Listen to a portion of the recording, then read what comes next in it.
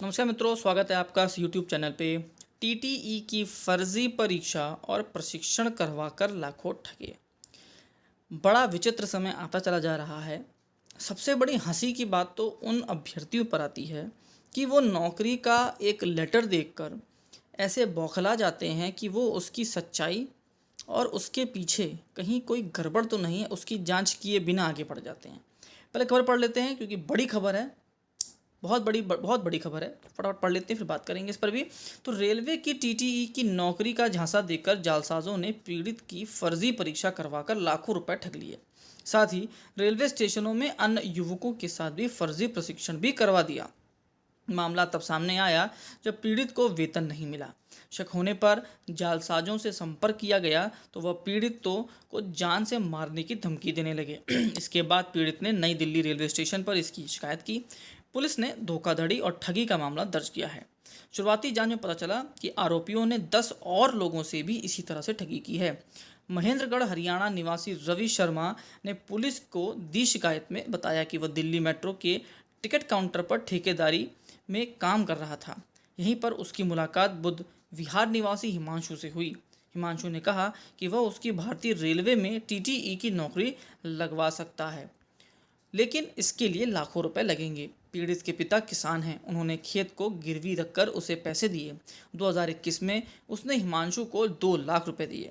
इसके बाद उसने बताया कि एडमिट कार्ड निकाल लिया गया है, उसे टेस्ट देने के लिए शाहदरा जाना होगा और आरोपी ने 80,000 रुपये और ले लिए। फिर आरोपियों ने उसकी एक फर्जी परीक्षा करवा दी। इसके बाद आरोपियों ने कहा कि रेलवे बोर्ड से फ़ोन आएगा। एक महिला ने रेलवे बोर्ड का अधिकारी बनकर पीड़ित से बातचीत की और मेडिकल होने की बात कही। उसके बाद आरोपियों ने हेडगेवार अस्पताल में मेडिकल भी करवाया। इस तरह आरोपी हिमांशु कई मदों में उससे पैसे लेता रहा। फिर आरोपी ने अनिल के जरिए उसे नई दिल्ली रेलवे स्टेशन पर नियुक्ति पत्र सौंपा, लेकिन वह टीटीई का नहीं था बल्कि कंप्यूटर क्लर्क का था। इसको लेकर पीड़ित ने हिमांशु से बात की तो उसने बताया कि फ़िलहाल टीटीई के लिए रिक्तियां नहीं हैं। पीड़ित से कहा कि तुम्हारी अभी ट्रेनिंग है, और उसने सन्नी नाम के एक युवक से सराय रोहिल्ला रेलवे स्टेशन पर उसकी ट्रांसपोर्ट की ट्रेनिंग भी करवा दी। इस दौरान उसके साथ 4 अन्य युवक भी थे। वहां उन लोगों ने 2 महीने ट्रेनिंग ली। रवि ने आरोप लगाया कि उसके बाद आरोपी ने टीटीई की रिक्ति आने की बात कहकर उससे 5 लाख रुपए ले लिए। इसके बाद अनिल और राजू के जरिए नई दिल्ली रेलवे स्टेशन पर ट्रेन में टिकट चेकिंग का प्रशिक्षण दिलवा दिया। इस दौरान उसके साथ 10 और युवक शामिल थे। 3 महीने प्रशिक्षण करने के बाद जब उन्हें वेतन नहीं मिला तो उन्हें शक हुआ। इस बाबत हिमांशु ने से पूछताछ करने पर वह जान से मारने की धमकी देने लगा। उसके बाद उन्होंने पुलिस में शिकायत की। पुलिस ने मामले की छानबीन करने के बाद 29 अप्रैल को मामला दर्ज कर लिया। अब आपको ये बात बताते हुए और ये खबर पढ़ते हुए भी हंसी भी आ रही है और बहुत दुख भी हो रहा है। आज भी लोग इस चक्कर में फंस जाते हैं कि पैसा लेकर नौकरी मिल रही है।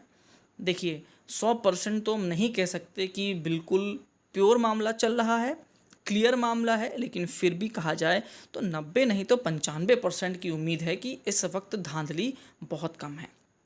अगर 5% कहीं चल भी रहा है तो उस 5% की खोज में कितने अभ्यर्थियों के साथ इतने बड़े घोटाले हो जाते हैं। अब आप समझ सकते हैं, एक किसान का बेटा अपनी ज़मीन को गिरवी रखकर अगर 7-8 लाख रुपए खर्च कर रहा है और उसको बेवकूफ़ बनाया जा रहा है, अब इसके बाद उसकी क्या स्थिति होगी। समाज में तो जो उसकी बेइज्जती थू-थू होगी ही, लेकिन उसके ऊपर जो कर्ज चढ़ेगा उसको वो कैसे उतारेगा। ज़मीन भी गई और ना हाथ में नौकरी लगी और खर्चे पे खर्चे।